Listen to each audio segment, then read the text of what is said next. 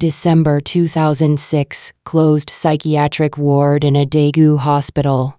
17-year-old Choi So-yeon fidgeted with the bandage on her wrist as she stared out the window. The winter sky beyond the bars looked unusually low and heavy. "Seo-yeon, let's go eat." It was Nurse Kim Yoon-ju's voice. The woman in her mid-40s had been working there for 15 years. Seo-yeon shook her head. "I'm not hungry. You still need to eat. Otherwise, the medication side effects will get worse." Eun-ju sat down next to Seo-yeon. Unlike other nurses, she didn't rush or force her. She just quietly stayed by her side. After about 5 minutes, Seo-yeon spoke first. "Miss Kim, why do you work here? Why do you ask? Everyone says the people here are crazy. I'm crazy too." Eun-ju looked straight into Seo-yeon's eyes. "You're not crazy. You're just sick. Just like you go to a clinic when you catch a cold, you come here when your heart is sick. That's all. Then, can I get better? Of course. It'll take time, though." That night, So-yeon ate in the hospital cafeteria for the first time. The man in his 50s sitting next to her muttered to himself, and the woman in her 20s across from her kept biting her nails. Everyone carried their own pain. Everyone here is sick, just like me. On the day of her discharge, 14 days later, Nurse Yoon-ju held Seo-yeon's hand. "College will be tough, but don't give up. You can do this, Miss Kim. Do you think I could become like you someday?" Yoon-ju looked surprised. "You want to be a nurse?" "Yes. I want to help people like me." 4 years later, 2010. Seo-yeon was a junior in the nursing program at Kyungpook National University. Clinical rotations began, and her first placement was in surgery. The operating room was cold and filled with tension. For 6 hours, all she did was stand and pass instruments. The patient was anesthetized, and the doctors didn't even glance at the nurses. "This doesn't feel right." The next rotation was internal medicine, then pediatrics. They were all similar. Taking doctors' prescriptions and distributing medication, measuring vital signs, recording charts. Seo-yeon grew increasingly doubtful. "Can I really do this job?" Then the final placement was announced. Daegu Psychiatric Hospital, closed ward. Seo-yeon's heart sank. "No, not there.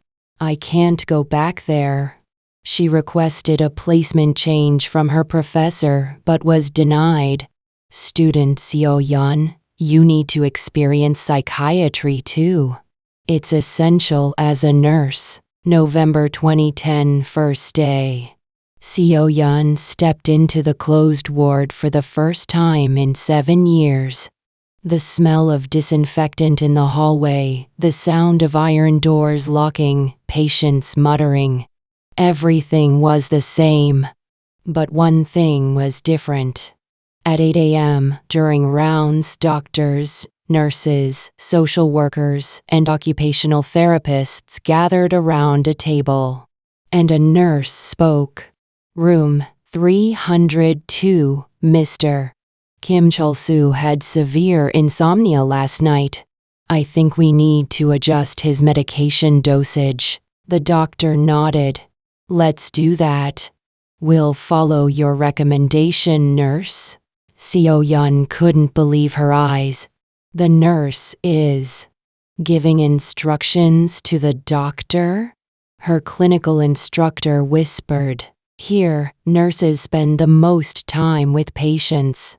So doctors, listen to us." That day, So-yeon had a conversation with Park Young-hee, a patient with schizophrenia. The elderly woman said that after her husband died 40 years ago, she lived alone and started hearing voices. Nurse, when will I get better? Seo-yeon remembered the question she had asked Nurse Yoon-ju 7 years ago. It'll take time, but you will get better. I'll help you. The elderly woman squeezed Seo-yeon's hand with her wrinkled one. In that moment, Seo-yeon was certain. This is it. This is what I'm meant to do. After the rotation ended, Seo-yeon went to see her professor. Professor, I want to work in psychiatry after graduation. Psychiatry? Why? It's a difficult field. Seo-yeon smiled. I know what it's like there. That's why I want to go even more. February 2011. Seo-yeon received her nursing license. That March, she submitted applications to the National Center for Mental Health, Seoul Yunpyong Hospital, and Yongin Mental Hospital. A month later, an acceptance letter arrived. National Center for Mental Health, newly hired psychiatric nurse. Seo-yeon left Daegu and headed to Seoul. Spring blossoms drifted past the train window. In her bag was a note Nurse Yoon-ju had written 7 years ago. Don't give up. You can do this. March 2, 2015, 10 p.m. Choi So-yeon's first night shift began. National Center for Mental Health, Ward 5, acute closed ward. 40 beds, 38 patients, 2 nurses. Seo-yeon, this is your first time, right? Follow me around and learn. Her fellow nurse was Park Jin-soo, who had 20 years of experience. The man in his mid-50s said he had worked at the Seoul Metropolitan Police Agency for 20 years before returning to nursing school in his 40s. Why did you switch from police to nursing? I saw too many people with mental illness in the field. Arresting them and putting them in holding cells wasn't the answer. They were people who needed treatment. 11 p.m. The first emergency call came in. A man in his 50s, Lee Jung-hoon, found in the Seoul Station underpass. 3 years homeless, diagnosed with schizophrenia. Police had him forcibly admitted. I'm not sick. Let me out of here, Jung-hoon screamed. Jin-soo approached calmly. Mr. Jung-hoon, will you listen to me for a moment? Just 5 minutes. No. You're all liars. You're right. There are lots of liars. But I'm former police, so I'm good at spotting lies. Mr. Jung-hoon, you're hungry right now, aren't you? Jung-hoon hesitated. Yeah, let's eat, and then talk. If you don't want to stay, I'll discharge you tomorrow morning. It was a lie. Involuntary admission was a minimum of 3 days. But Jung-hoon calmed down and ate cup noodles. Jin-soo whispered to Seo-yeon. Sometimes lies are necessary. Stabilizing them comes first. 2 a.m. A scream came from room 502. Han Ji-min, a 28-year-old woman who had come up from the ER after a suicide attempt. She was trembling under her blanket. Ji-min, are you okay? Please, just leave me alone. Seo-yeon sat down beside her. They stayed together in silence for 5 minutes. Then, Ji-min spoke first. I got fired from work today. I told them I was taking antidepressants, and the next day, they forced me to resign. That's illegal. There's no proof. Everyone said it was insufficient work performance. I worked overtime and came in on weekends for 3 years. Jimin started crying. Seo-yeon reached out her hand, and Jimin took it. Jimin, while you're here, get some rest. Recharge so you have the strength to fight when you get out. Can I win if I fight? I don't know. But if you don't fight, you'll definitely lose. Jimin smiled for the first time. 4 am. Jinsu sighed while looking at a chart. He's back again. Who? Kim Young-soo. Man in his 60s, homeless for 10 years.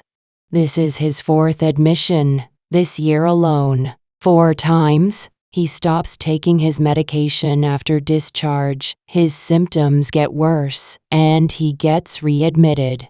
It's a revolving door. Round and round. Why doesn't he take his medication?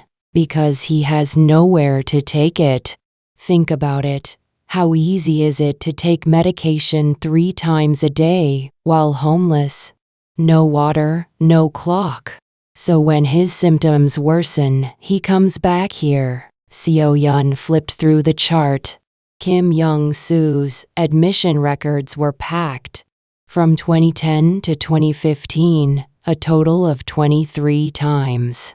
This man has spent a third of his life here. At least he's lucky. At least he can come here. People who can't make it here just die on the streets. Jinsu's voice was clearly exhausted. 6 am, shift change. Seo-yeon sat in the locker room after finishing her 12-hour night shift. Her legs were shaking, and her head was throbbing. But strangely, she didn't feel bad. Jinsu handed her a canned coffee. How was your first night shift? It's hard. But I think it's meaningful. I hope that feeling lasts, but honestly, in 6 months you'll be exhausted too. Then why have you been doing it for 10 years? Jinsu looked out the window. The dawn sky was slowly brightening. I don't know. Habit, maybe? Or, I feel like I can't abandon these people. Someone has to do it. Seo-yeon also looked out the window. In the distance, she could see the ridgeline of Bukhan Mountain. Someone has to do it. That day, Seo-yeon felt pride as a psychiatric nurse for the first time. Spring 2017.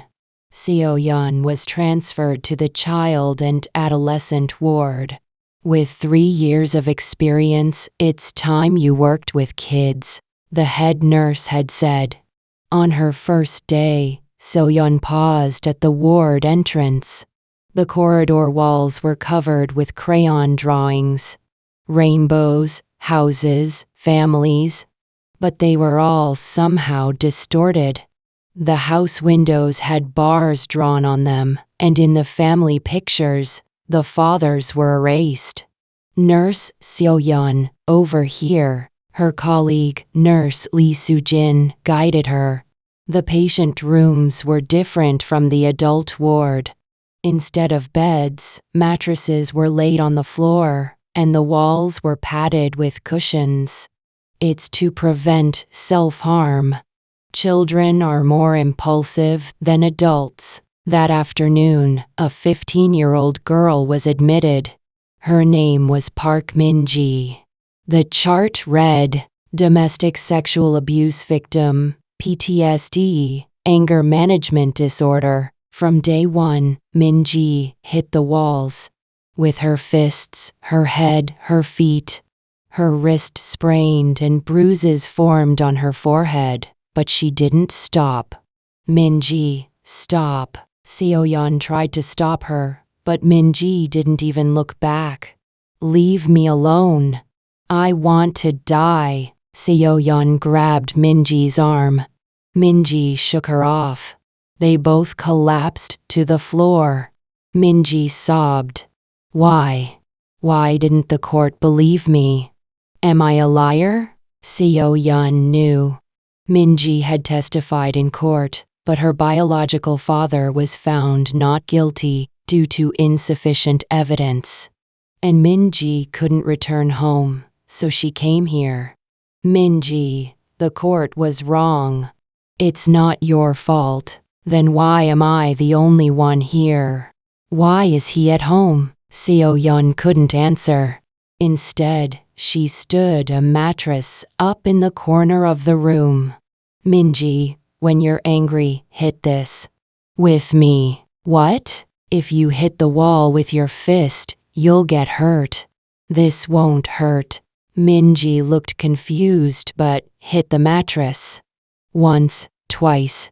Harder and harder. Harder. It's okay to be angry. Here, it's okay. Minji cried out as she hit the mattress. 5 minutes, 10 minutes. Sweat poured down, her breathing grew heavy. Then she collapsed. I feel a little better. Seo Yun sat down next to her. Next time you get angry, come here. I'll hit it with you. A week later, Minji and Seo Yun were in front of the mattress again. Seo Yun accidentally hit the wall instead of the mattress, and her knuckles split open. Blood dripped. Nurse. Seo Yun quickly hid her hand. It's okay, it's okay. But the next day, when Minji saw Seo Yun come to work with bandages, she burst into tears. It's my fault. No. I just wasn't careful. A few days later, the two sat side by side in the corridor. Minji quietly looked at Seo Yun's arm. It was covered in tattoos. Nurse, you have a lot of hair on your arms. Seo Yun laughed. That's why I got the tattoos. To cover the hair. Minji looked at her own arms. The adolescent girl's arms had fine, downy hair. I want to get tattoos later too. Like you. Yeah? What kind? A butterfly. A flying butterfly. They laughed for a long time. That night, Minji said for the first time, I want to live. But 2 weeks later, discharge day came. Minji had to go to a group home. Seo Yun knew that group home had been investigated for abuse issues. But there were no alternatives. Nurse, I can do well, right? Minji asked with a smile. Seo Yun handed her a small note. Even when the world tries to bore you, you're still an amazing person. Watching Minji's retreating figure, Seo Yun held back tears. Sujin said beside her, You have to get used to it. This is all we can do. But Seo Yun couldn't get used to it. That night, she came home and for the first time couldn't sleep thinking about a patient. Summer 2017. A 12-year-old boy, Kim Jun-ho, came from the ER. He had been tied to an ER bed for 2 weeks because there were no pediatric beds available. Nurse. Is this a prison too? Jun-ho asked with vacant eyes. Seo Yun's chest tightened. No. This is a place where you can rest. But Jun-ho had to be discharged after just 3 days. Insurance requirements. There had been self-harm attempts, but they weren't at a life-threatening level. Nurse, I don't want to go home. I'm scared of my dad. Junho. Seo Yun couldn't continue. Jun-ho left the hospital crying. A week later, Jun-ho was brought back to the ER. This time, there were rope marks on his neck. That night, Seo Yun stood in front of the head nurse's office. What are we even doing? Seo Yun, we can't help it. This is the system. Then we need to change the system. How can nurses change the system? We just do the job we're given. Seo-yeon said nothing more. But that night, she wrote in her journal, "The system is killing children. And we are accomplices." February 20, 2020. The news reported, mass infection at Shincheonji Church in Daegu. The next day, confirmed cases exceeded 100. The day after, 300. A week later, 1,000. An official notice came to the National Center for Mental Health, recruiting volunteer medical staff for COVID. Nidang response. Seo-yeon submitted an application. Her colleagues asked, "Why?" "It's dangerous. It's my hometown. I feel like I need to go." March, honest. Seo-yeon took the KTX to Daegu. Seoul Station was empty, and only 20 medical staff were on the train. When she arrived at Daegu Station, the city was dead. There were no people on the streets, all stores were closed. Only ambulance sirens wailed endlessly. Dongsan Hospital, temporary COVID ward. Seo-yeon put on level D protective gear. Goggles, mask, gloves, shoe covers. She could barely breathe, but she couldn't take them off. The first patient was a 68-year-old man. Oxygen saturation, 85%. He needed a ventilator, but there weren't enough. Nurse. "I can't breathe." Seo-yeon could only hold his hand. 6 hours later, he died. During the month of March, Seo-yeon cared for 43 patients. 12 of them died. Jung Soon-ja, 74 years old. She held a photo of her grandchild to her chest. Nurse. "This is my grandchild. 8 years old. She's beautiful. I miss her. I wish I could see her just once." Seo-yeon connected a video call on a tablet. The grandmother cried watching her grandchild on the screen. "Grandma will get better soon and come see you." But the next morning, the grandmother died. No one came to the funeral home. Because of infection risk. April. Seo-yeon reached her limit. 12-hour shifts, dehydration in protective gear, endless death. One day she sat down in the bathroom, still in her protective suit, and cried. "Why? Why are they all dying? What did I do wrong?" A colleague knocked on the door. "Seo-yeon, are you okay?" "Yes. I'm okay. It was a lie. Nothing was okay." Late May. Seo-yeon returned to Seoul. In 3 months, she had lost 13 kg, and her hair was falling out in clumps. But worse was her mind. Every night she had nightmares. Protective suits, ventilator alarms, the grandmother's eyes. She woke up drenched in cold sweat. "Seo-yeon, eat something," her mother said worriedly, but Seo-yeon had no appetite. "I'm fine. I'll eat later." One day in June, Seo-yeon couldn't get out of bed. Her body wouldn't obey. What did I even do? It was all meaningless. I couldn't save anyone. That night, Seo-yeon stood on the balcony railing. It was the 13th floor. The wind blew. If I end it like this, would it be easier? Her phone rang. It was her mother. Seo-yeon didn't answer, but her hands trembled, and she stepped back from the balcony. "No, not this. Not like this." The next morning, Seo-yeon called 120. Her hands were shaking so much she dialed the wrong number 3 times. 120 COVID-19 Counseling Center.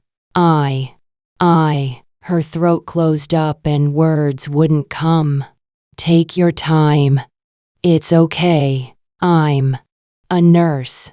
I came back from working in Daegu. But I'm struggling so much. I want to die. The counselor didn't panic. In a calm voice, he said, "Where are you right now? Are you alone? At home?" "I'm alone. I understand. I can talk for about an hour. Is that okay?" "Yes." The counselor's name was Kim Tae-hoon, 53 years old, Vietnam War veteran. He said he had suffered from PTSD for 20 years and recently completed treatment. "I also had nightmares like you for 20 years. Dreams of my comrades dying. Then, how did you get better? Time and getting help. You can't do it alone. I tried to endure alone and almost died." Seo-yeon started crying. Tae-hoon listened silently. 10 minutes, 20 minutes. When Seo-yeon calmed down, he asked, "Nurse, how many patients did you care for in Daegu?" 43. "And how many survived?" 31. 31 people. "You saved them. But 12 people. Those 12 are tragic, but it's not your fault. Without you, those 31 wouldn't have survived either." For the first time, Seo-yeon thought about it. "I saved 31 people. Nurse, can I keep your counseling record? So I can call you later?" "Of course. Please do. Call anytime." After hanging up, Seo-yeon sat in a daze for a long time. Then she remembered what Minji had said 7 years ago. "Nurse, I want to live. It's because of you.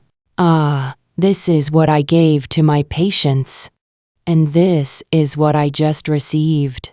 Seo-yeon looked out the window. The June sunlight was warm. She smiled for the first time. Fall 2021. Seo-yeon returned to the ward. It was the end of a 1.5 year leave.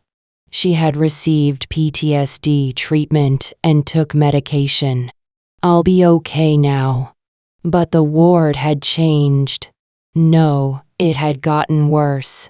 After COVID, psychiatric patients surged, but nurses decreased. When Seo-yeon left, there were 12 ward nurses. When she returned, there were only 7. Where did everyone go? They quit. Burned out from COVID, same salary but more patients.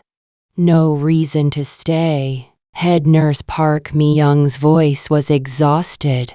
March 2022. Seo-yeon was assaulted by a patient. Jo Min-seok, 32 years old, schizophrenia. While refusing medication, he pushed the nurse and hit Seo-yeon's cheek. Colleagues rushed over and restrained Min-seok. Seo-yeon's lip was split and bleeding. She got 3 stitches in the ER. The next day, the nursing director called Seo-yeon.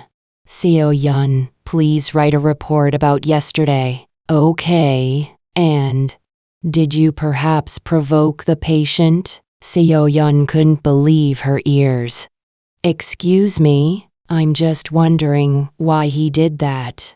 He was usually a quiet patient. I just asked him to take his medication." "Was your tone a bit strong? Or did you get too close?" Seo-yeon didn't want to hear anymore. "Are you saying it was my fault? That I deserve to be hit?" "That's not it. It's for prevention." Seo Yeon submitted the report and left. In the hallway, she met Park Jin-soo. I heard. Are you okay? If you hit a bus driver, it's a criminal offense, right? Yes. What about hitting a nurse? The hospital handles it internally. Does that make sense? Jin-soo didn't answer. He couldn't. 2023. Seo-yeon was assaulted 5 more times. Scratching, biting, hair pulling, spitting. Each time she wrote a report, each time they asked about prevention measures, but nothing changed. One day, new nurse Choi Ji-woo submitted her resignation. She was 6 months in. Ji-woo, why? Senior. Yesterday a patient grabbed me by the collar. But the hospital just said, patients are sick people, so understand. I can't take it. Seo-yeon couldn't stop her.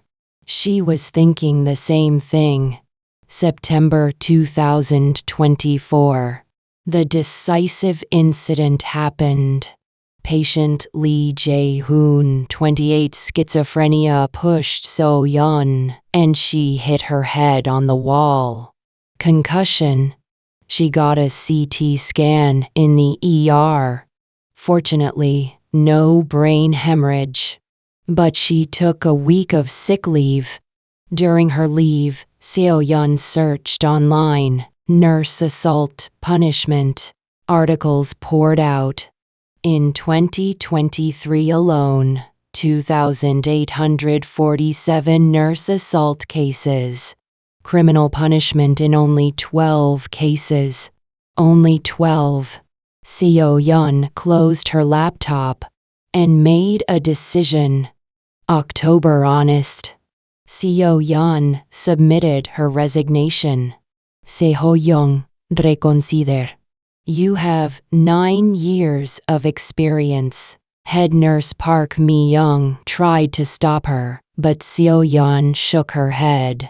Mi-young, I can't do this anymore. I don't want to work while being assaulted. Then, what will you do? I don't know. But I think it'll be better than here. Park Jin-soo handed her coffee. Seo-yeon, no regrets? No regrets. Just sad. I could have done more. You've already done enough. 2 weeks after resignation, Seo-yeon called Counselor Kim Tae-hoon. It had been 4 years. Mr. Tae-hoon, do you remember me? I called in 2020. Nurse Choi So-yeon. Of course I remember.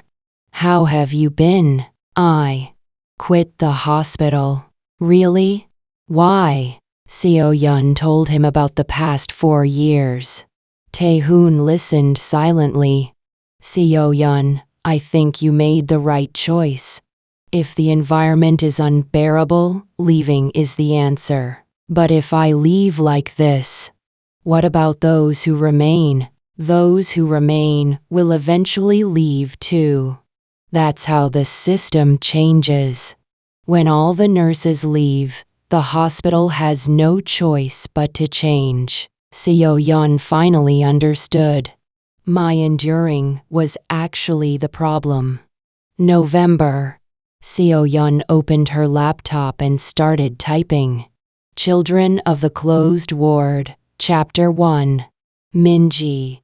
Spring 2017, 15-year-old Park Min-ji came to the ward. She hit the walls every day. I gave her a mattress, and together we released our anger. Seo-yeon began writing the stories of the children she'd met over 9 years. Min-ji, Jun-ho, Jaemin, countless names. Their tears, laughter, despair, hope. December. Kyungpook National University Nursing Department contacted her. Miss Choi So-yeon, we'd like to have you as an adjunct professor. Can you teach psychiatric nursing? Seo Yun thought for a moment, then answered, "Yes, I will. But can I teach exactly what I saw on the field? Things not in the textbooks? That's even better. Students need to know the reality." December 31, 2024. Seo Yun opened her laptop at a cafe. The manuscript was almost complete. 350 pages. 9 years of records. A message came on her phone. Sender, Park Minji. Teacher, I got into college. Social work major. I want to help people like you. It's because of you. Tears came to Seo Yun's eyes. But this time, they weren't sad tears. She replied, "Minji, congratulations.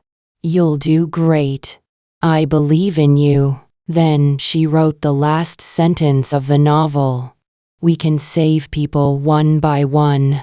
But if we don't change the system, we'll stay in the same place forever. So I've decided to fight in a different way. With my pen, my voice, for change." January 2025. Seo Yun's first lecture day. 50 nursing students sat in the lecture hall. Seo Yun stood at the podium. "Hello. I'm Choi Seo Yun. I worked as a psychiatric nurse for 9 years and quit last year." The students murmured. "Why did I quit?" "Because I didn't want to be assaulted. I was hit by patients 6 times. And the hospital didn't protect me." The lecture hall became quiet. "If you become psychiatric nurses, you'll experience the same thing. So I'm going to teach you 2 things. First, how to care for patients. Second, how to protect yourselves."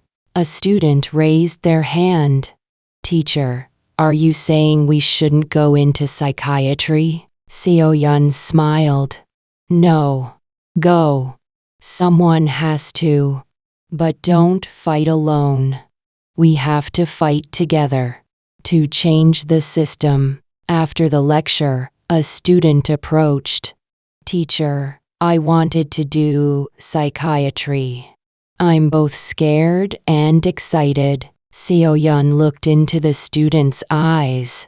They were exactly like her own 9 years ago. "That's okay. Being scared is normal. But you know what's bigger than that fear?" "What?" "Being able to change someone's life. I saw that for 9 years. So I have no regrets." The student nodded and said, "I want to be like you, teacher." Seo Yun smiled. "Then study hard. And don't make the mistakes I made." Epilogue. October 2025. Seo Yun's novel, Children of the Closed Ward, was published. The publisher was small, but word spread. Psychiatric nurses shared it on social media, and patients' families left reviews. I cried reading this book. When my daughter was in the psychiatric ward, I didn't know there were nurses like this. I'm a current psychiatric nurse. This book is our story. Thank you." Seo Yun received interview requests. A journalist asked, "Author Choi Seo Yun, how would you define Korea's mental health system in 1 sentence?" Seo Yun thought for a moment. "It's collapsing. But it's not too late. We can fix it. Increase the budget, increase beds, protect nurses. It's not difficult. Just needs will." "What are your next plans?" "I'll keep writing, keep teaching, keep speaking. Because someone has to." October 22, 2025. Seo Yun climbed Bukhan Mountain. From the summit she looked down at Seoul. Somewhere down there was the National Center for Mental Health. Her colleagues were still fighting there. Seo Yun took out her phone. She texted Park Jin-soo. Senior, nice weather today. Fighting at work. A reply came. Haha, thanks. You too with your lectures.